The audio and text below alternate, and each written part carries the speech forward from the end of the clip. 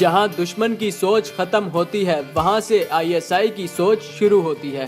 دشمن شاید یہ بھول گیا تھا کہ اس کا مقابلہ جس ملک سے ہے اس کی مسلح افواج کے ساتھ ساتھ وہاں کی خفیہ ایجنسی بھی دنیا کی صف اول کی ایجنسی ہے۔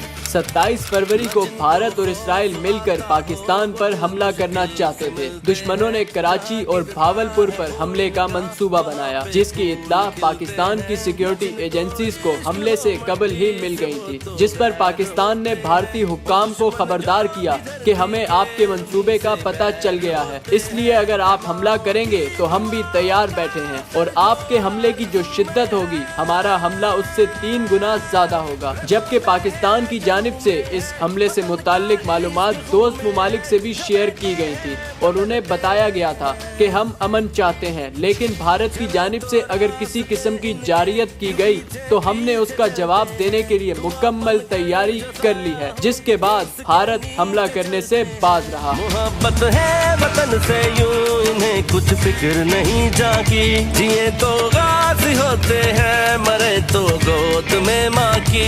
پاکستان کی جانب سے بھارتی پائلٹ کو رہا کیے جانے کے بعد دنیا بھر میں پاکستان کے اس فیصلے کو سراہا گیا اور پاکستان کی امن کی کوششوں کی تعریف کی گئی۔ عالمی میڈیا میں بھی حالیہ کشیدگی پر پاکستان کی امن پسندی کی تعریف کی گئی، جبکہ وزیر اعظم پاکستان عمران خان کا اس کشیدگی کے خاتمے کے لیے کردار کو بھی خوب سراہا گیا۔ ہندوستان کا پائلٹ ہم نے پکڑا ہوا ہے، ہم ایز اے پیس جیسچر ہم اس کو کل رہا کرنے لگے ہیں ہندوستان کو۔ عالمی میڈیا نے اپنی خبروں میں لکھا کہ پاکستان نے ہر محاذ پر بھارت کو شکست دے دی ہے۔ نیو یارک ٹائمز نے اپنی رپورٹ میں لکھا کہ پاکستان نے فضائی میدان کے ساتھ ساتھ سفارتی میدان میں بھی بھارت کو شکست دی ہے۔ اخبار نے اپنی رپورٹ میں بھارت کی بوسیدہ فوج کا پول کھولتے ہوئے لکھا کہ کسی بھی جنگ کی صورت میں بھارتی فوج کے پاس صرف 10 روز لڑنے کا ہی گولہ بارود موجود ہے۔